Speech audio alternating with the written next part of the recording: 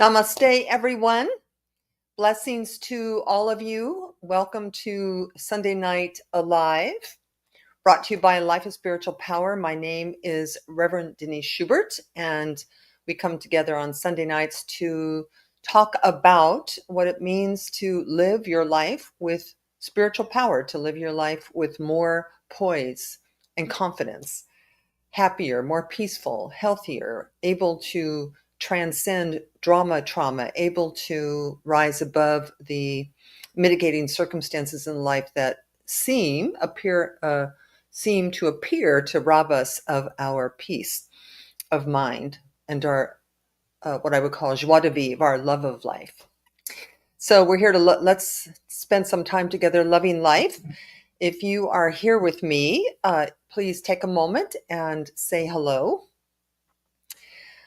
Oh, our topic tonight is quite lovely. Hitting the reset hitting the reset button, starting over. How can we start over in any minute of our lives to a freer, fuller, more fuller expression of being? That is possible. I've done it several times. I'm sure some of you have done it several times as well. And maybe some of you haven't done it yet at all. So I thought tonight that would be our topic of conversation. The world continues to be a little crazy, a little people, at least in my world, tend still to be pretty challenged by life. I mean, what isn't there to be challenged by? Honest to God, the world is so insane, right? People are struggling. Weather's crazy, fires everywhere. There's so much going on. So many reasons to live with dread rather with um, the love of life. So that's what we're going to talk about tonight. So let me take a minute, hi Jan, and speak a word of blessing on our time together. We bless our time in order to create a sacred bubble. We bless our time in order to come out of business as usual to actually begin to let our time be governed from the inside out rather than outside in. And so just join me for a moment as we take a deep, deep cleansing breath. Do that with me. Just a deep inhale. Let that inhale exit. Do it 2 more times. Deep inhale. And as you exhale that breath, exhale out any stress or tension in your body temple. And for a third and final time, holding that inhale at the top. And with a sigh, let everything go. And so as we now settle into this moment of being together, this precious moment, this miraculous moment, this moment that is filled with unlimited potential and possibility, we simply start at the beginning. I start at the beginning, which is to recognize the intelligence, the beauty, the love that surrounds us, that created all things. I happen to love to use the word God or spirit, but you don't have to. You can use any word you like. But I know that whatever it is, as Ernest Holmes called it, the thing itself created all that there is out of itself. And the thing itself is the embodiment of love and joy and health and prosperity and peace. And so I know that we are connected by and through this this creative principle, that you and I are connected at every possible level. And that's true with us, and it's true with everyone, everywhere. All animals, all plants, all planets, all beings, grounded and created by love for the purpose of loving. And so I bless our time together, calling it good, knowing that if we are here, if we're taking the time to be here, if you're within the sound of my voice, we are connected at the level of the soul, and that we derive great benefit from being with each other today. And so for this and so much more, we give thanks. We let this be, and so it is. Amen. All right. So hitting the reset button or starting again. Have you ever heard someone say, I wish I knew then what I know now, and I would have done things differently? Well, uh, we can always begin to do things differently. Many of us say that, but we don't actually do things differently. We just know that we could have done things differently had we had the same wisdom and the same awareness that we have now. Uh, but it is possible to actually live and leave with those regrets, believing that reconciliation is not possible, believing that forgiving or being forgiven is not possible, that undoing the past is not possible, that your lot in life is just what it is, but or that you are a victim of your outer circumstances and powerless to change any of it. Now, Ernest Holmes, now, first of all, that's just definitely not true, that we are not victims at all. In fact, the hallmark of this philosophy, faith and way of life, is that we are not victims at all, that we are powerful creators made by the master creator with all the creative tools and potentiality at our disposal. Ernest Holmes, the founder of the Science of Mind teaching, who's recognized today as one of the leading, offering to humanity one of the leading viewpoints in modern metaphysics and spiritual philosophy, and has brought people throughout the world a working cosmology, which includes the sense of their relationship to God and their place in the universe, as well as a positive, supportive approach to daily living. Now, I love the word cosmology and want to explore it with us today because a spiritual cosmology is an explanation of how the world came to be, its evolution, its origin, and the fate from a religious perspective. A personal cosmology, which we should all have, and most of us do actually have one that we probably didn't create on purpose for ourselves, that we probably inherited somewhere down the line through our domestication and indoctrination.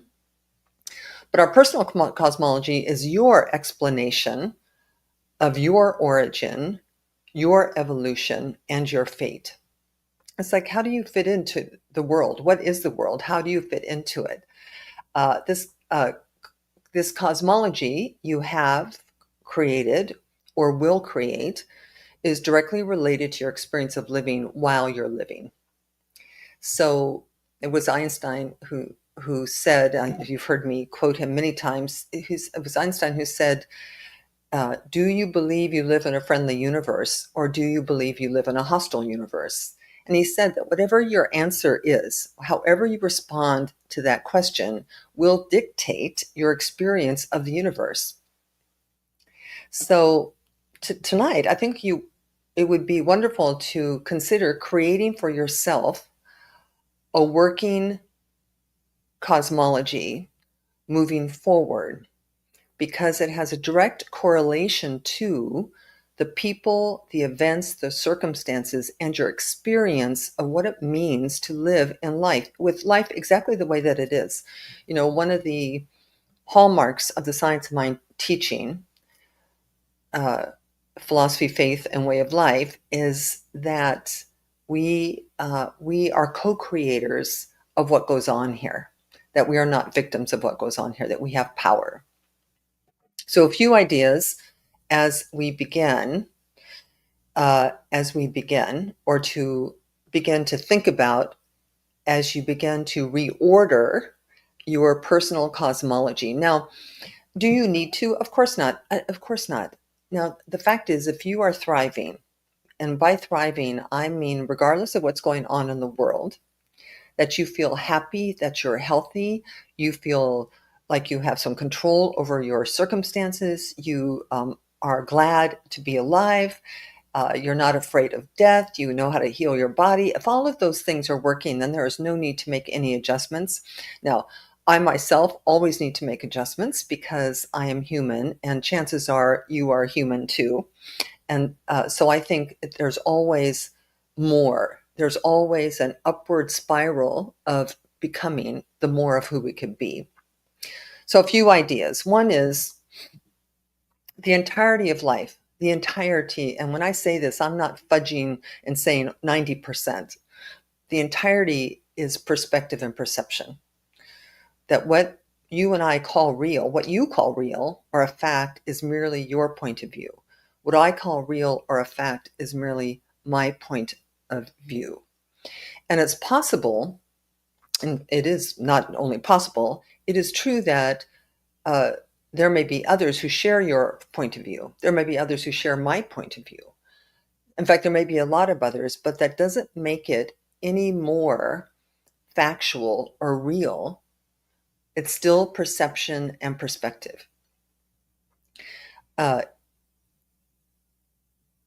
for every opinion, there's a countering opinion, every single one. Have you not experienced this in this lifetime? I remember there was a time when it was really, really bad to eat eggs, but now it's really, really good. There's a time when it was really, really bad to drink coffee, and now it's really, really good. So opinions and points of view and perspectives change. And with them, sometimes we change and sometimes we don't change. But please wrap yourself around this idea that all the things you hold in your belief systems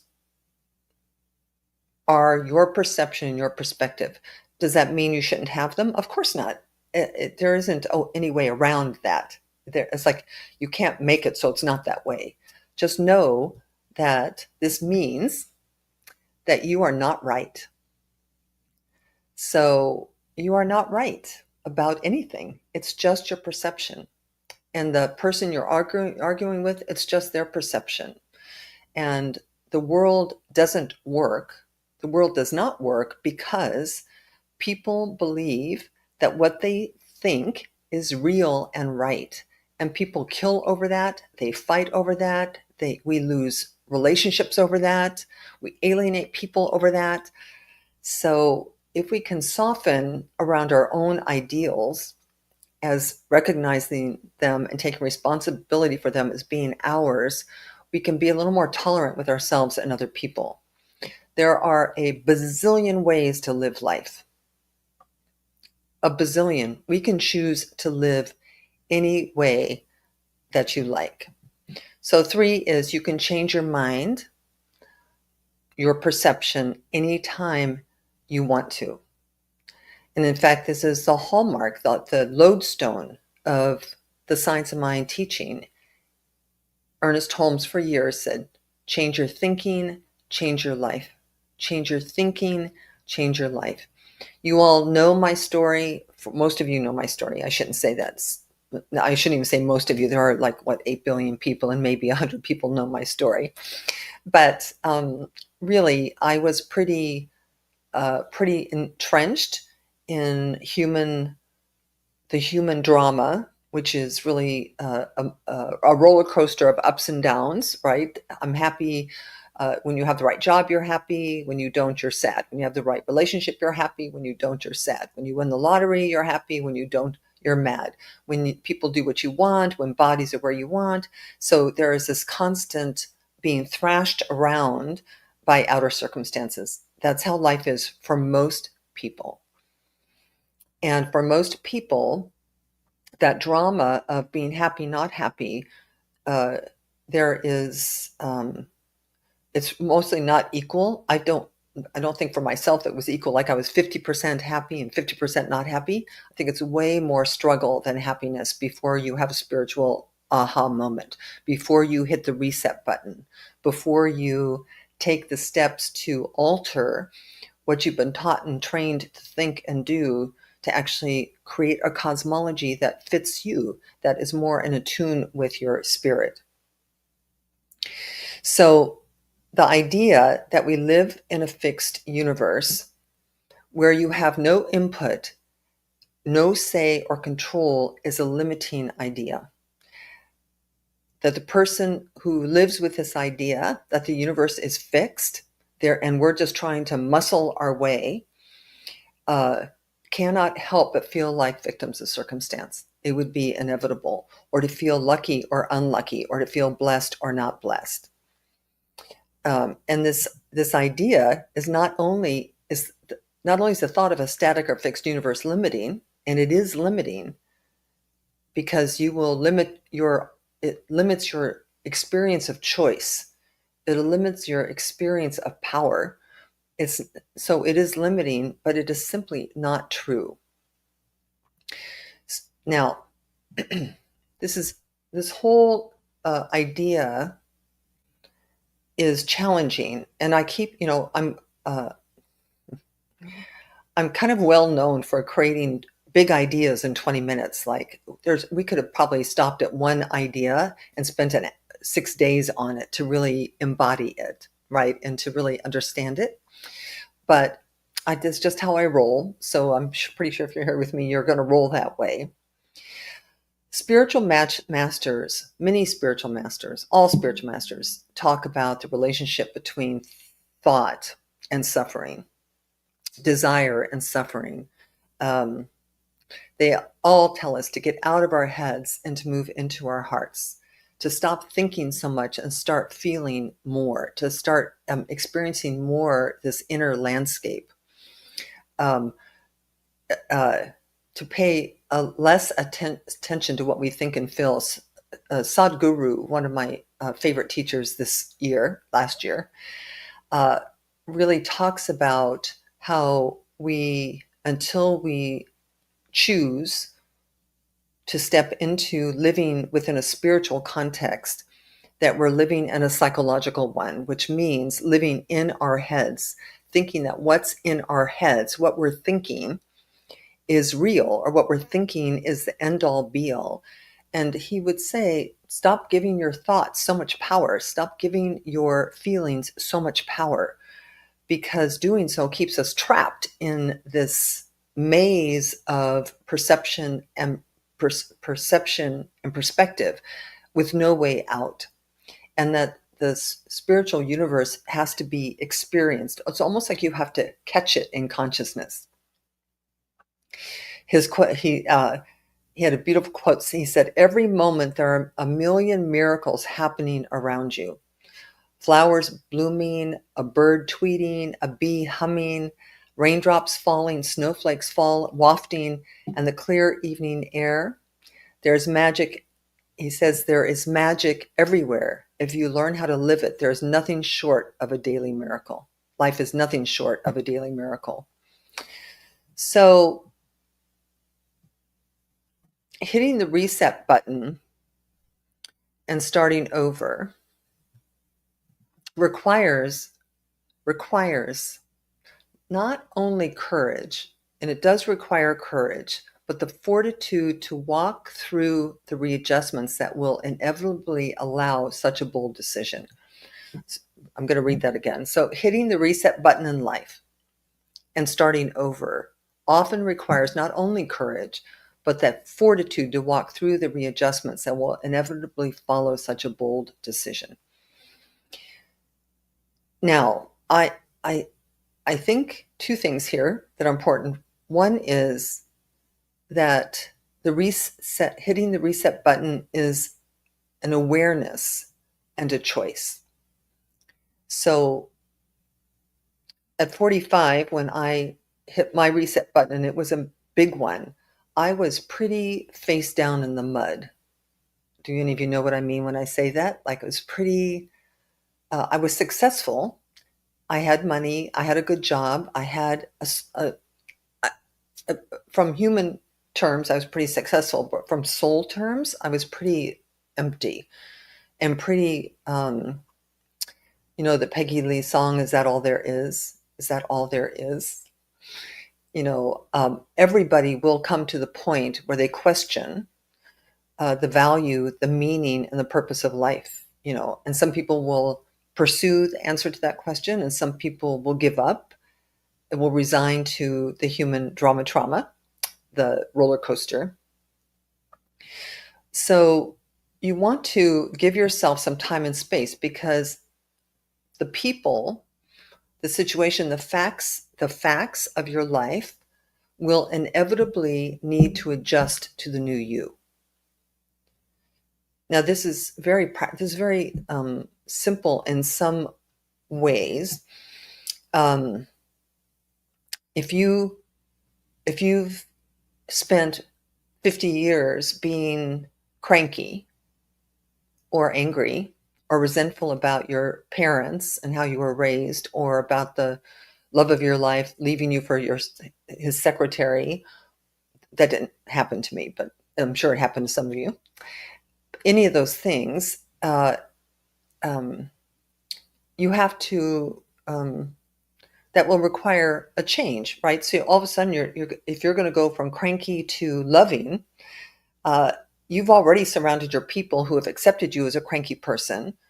Maybe they're cranky people too, or something will have to shift. Do you understand what I'm saying?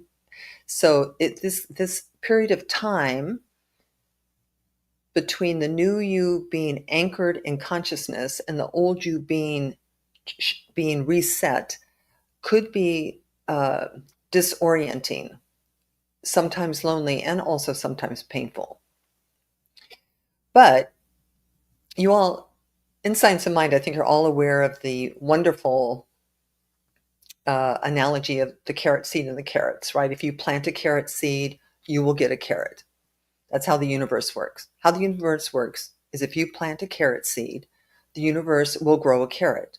It will not grow tomatoes or oranges, or it just won't. It's not possible. The universe doesn't know how to say, I'm not going to create or manifest whatever seed you've planted. This is a very, very well-known analogy on how that law of mind works, or how the universe works.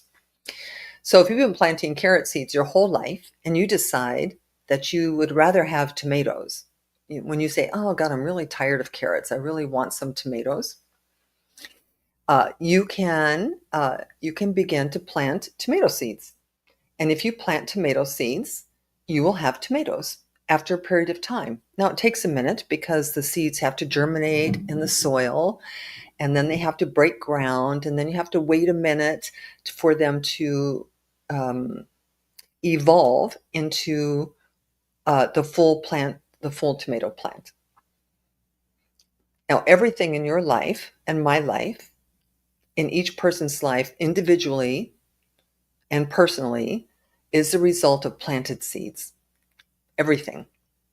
So, to begin again, you must plant different seeds. If you've been planting seeds of lack and limitation, and your life is a demonstration of lack and limitation, in order to have your life be a demonstration of prosperity, you have got to plant seeds of prosperity and abundance. But you can do that because life is malleable. The universe is malleable. It's not fixed and static. So practical metaphysics and spiritual psychology and philosophy include the understanding, the learning about, the alignment with, the believing in them, the alignment with spiritual laws and practices like carrot seeds and carrots. So two of the important ones are the law of cause and effect and the laws of attraction. So these laws say that for every effect, there is a cause. In our personal lives, by the way, it's not also that it's only you, because there is this idea of collective consciousness. So if you get 100 people who say the world is flat, then there will be a collective idea that the world is flat, and everyone will behave that way. So it's not as simple as you change your thinking and the whole world changes. And in fact, in that example I just gave, if you have 100 people who think the world is flat, everyone is going to believe the world is flat, and they're going to live their lives as if the world's flat. So they're not going to drive their boats off the horizon. They're just not going to go there, because it would mean you would die. If 3 people say, of the 100 say, well, the world's not flat, it's round, they're going to be laughed at or ridiculed or driven out of town, tarred and feathered. But as soon as enough people believe that the world is round, then the whole world will begin to act differently. But you are the master of your world. So the power to change your thinking is the power to change your personal life, because the universe responds to your personal laws of belief, also, which is also your cosmology.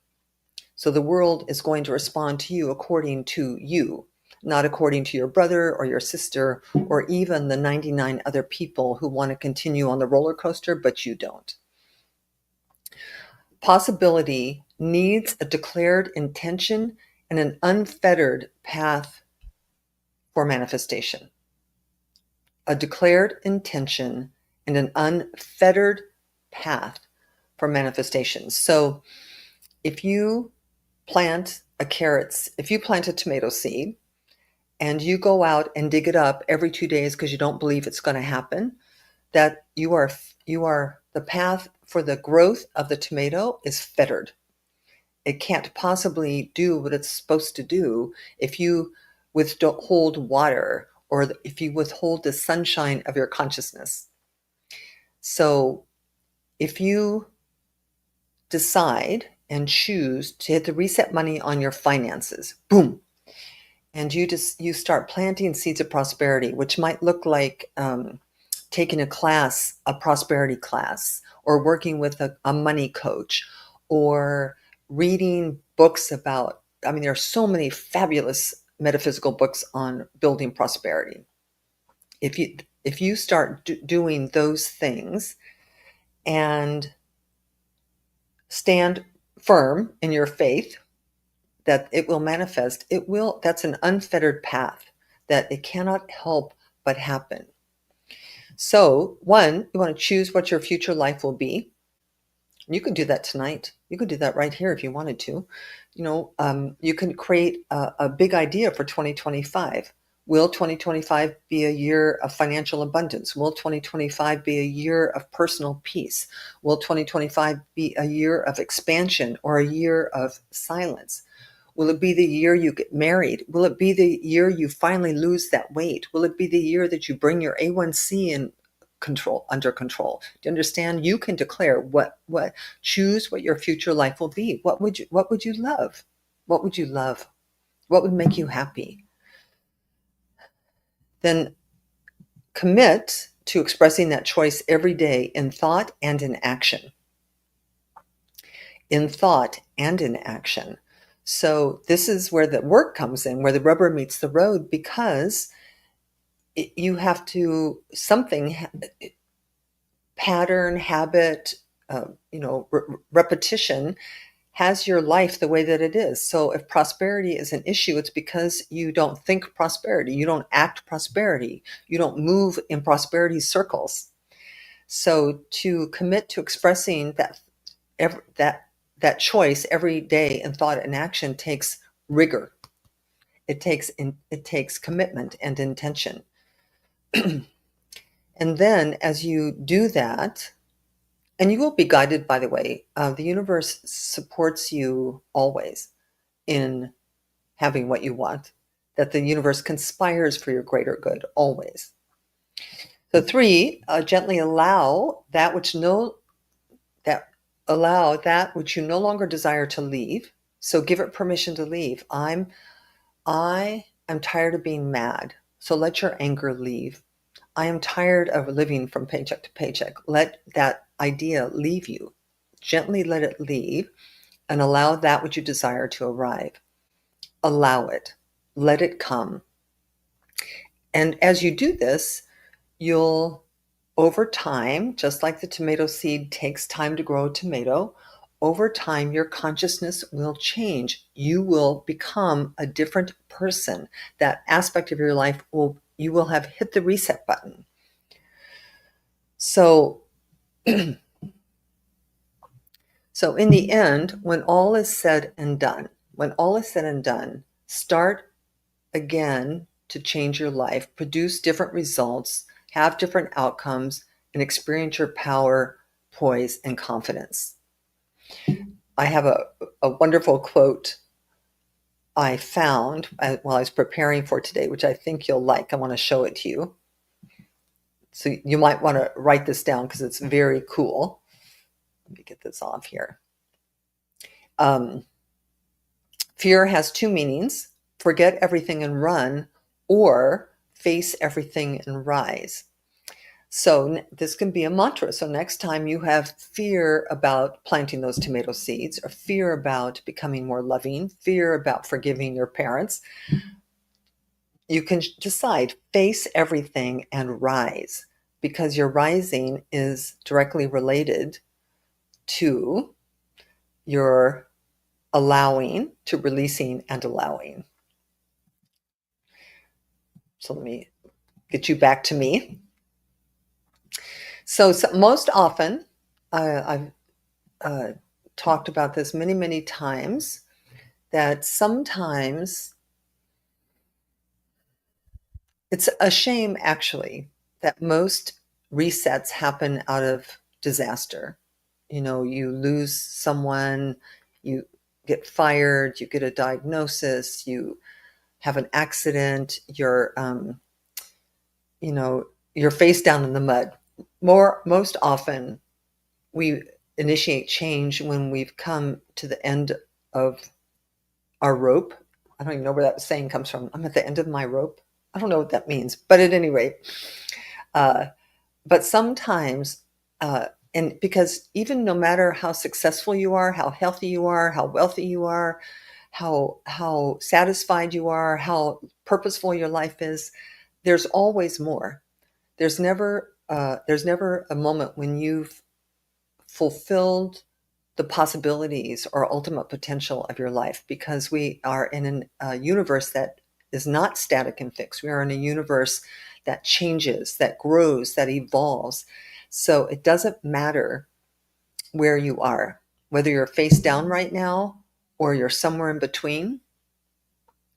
I would say that any change worth changing takes 20 seconds of insane courage.